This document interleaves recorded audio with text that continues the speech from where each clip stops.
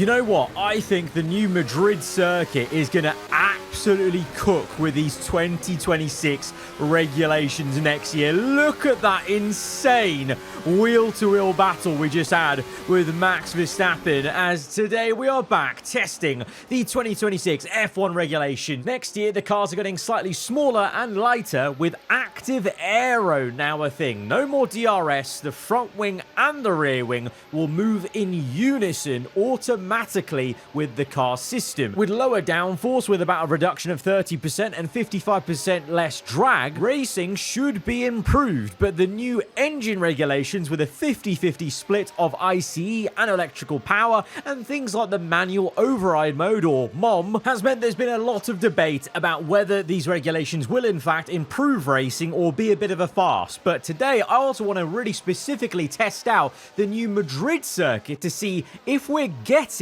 a good or awful racetrack added to the calendar next year.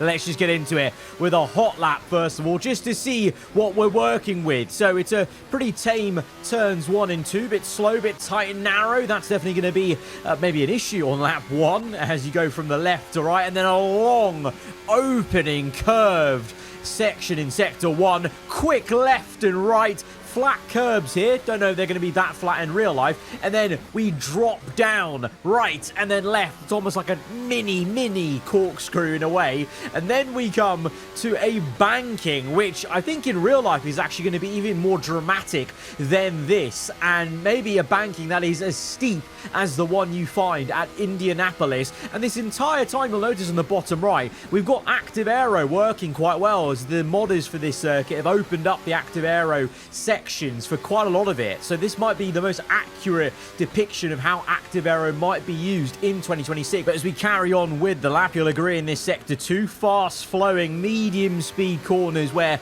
the car is on an absolute knife edge. And I've got to say, when you nail these corners, it is so satisfying. I think that's a really fun part of the circuit. And then we come to the last sector, which is a little bit less fun in my opinion, is there's quite a few tight 90-degree corners where it's a bit tougher on the mechanical grip. But you know, these new 2026 cars could be a lot more alive at these lower speed corners, so that last sector could prove to be a bit more fun in reality. But that is a lap of the Madring, the Madrid Grand Prix. And I gotta say, compared to the previous iterations of this supposed circuit, where, you know, we've done videos in the past and they were just kind of guessing what the track might be based off the plans, the early plans were so much worse. The one they've actually landed on, I actually think that's a pretty fun circuit to drive.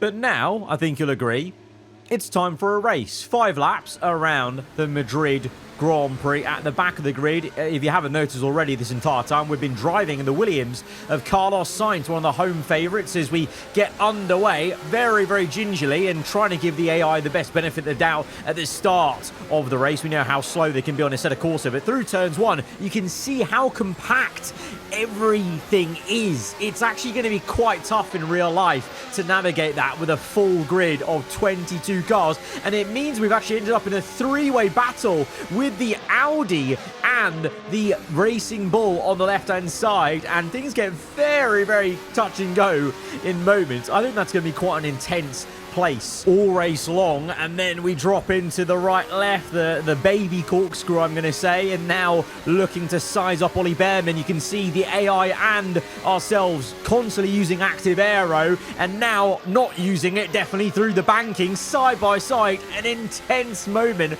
as we were inches away from banging tires with Behrman, and then we go from right to left on the inside of this left-hander medium speed corner.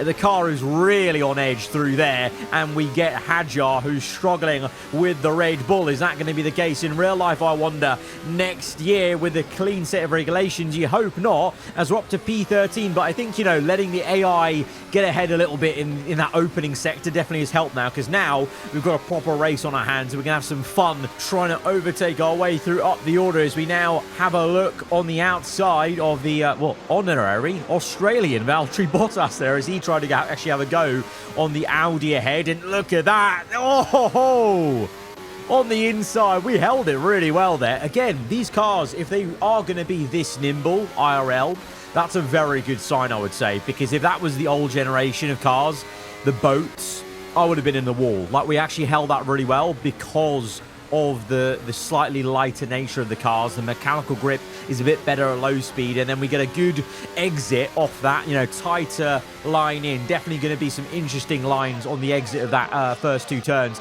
to get the slingshot down this straight, where I'm sure also override mode is going to be used a fair bit. Speaking of, you may have noticed we've not used override mode yet, because you may have noticed in the videos we've been doing so far, it's a bit overpowered for me, because I don't think the AI have ever been simulating override mode, unfortunately, with this mod.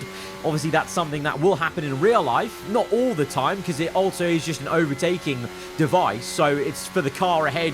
If they're within a second, you get override mode. If you have got a car ahead of you, you can then use override mode to defend effectively. But if you've got no car ahead of you, it is going to work a lot like the old school DRS. It should be more of a, you know, given that you maybe hopefully make that overtake, but it's a bit different to DRS because you have a set amount of battery to use for the rest of the lap and play around with it, which is why so many drivers are thinking they might be downshifting, you know, in some random places to get some energy back in order to use the full allotment of override mode. As we've been making some nice moves on Albon, we're trying to go down the inside of Hamilton, but he actually gave us a good fight, and we're now side by side through this section, and Lewis making things very awkward in that last sector. I think that last sector is going to be the hardest place to make an overtake in real life for sure. But sectors 1 and 2, hopefully you'll agree, so far it's been a lot of fun. You know, the medium speed corners, they're quite a challenge, but when you nail them and get that extra oomph of acceleration versus your opponents,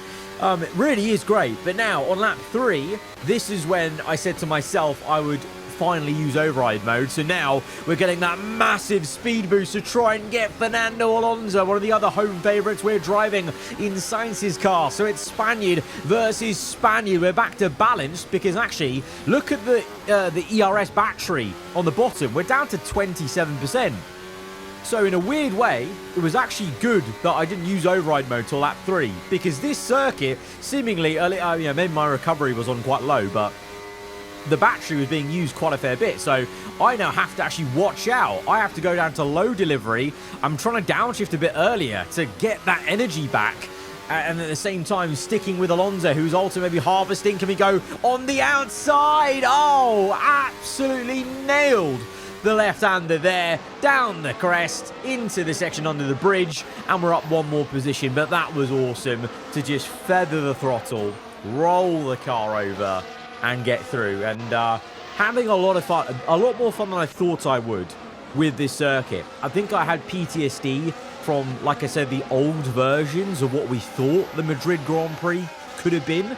But the actual official layout they've landed on, as I said, I think's actually really good. And with these cars, feels really good. As we get on to lap 4 then, attacking George Russell, giving a bit of a squeeze in the Mercedes car. We go to the outside, we're going to take it easy, cut in, and then cut in again, and get the launch with the active aero open a bit earlier than Georgie boy. We switch it from the right to the left, and now it's a drag race down. We're going to go to balanced ERS mode finally, because we've now nearly got to about 45% on the battery, so we can maybe use a little bit more sparingly, but you know, yeah, it's actually an issue about getting enough energy around here, as we now catch up to Perez, who I guess along with his teammate Bottas is honorary Australian as well, in the Cadillac. And we're yet to have nailed the banking.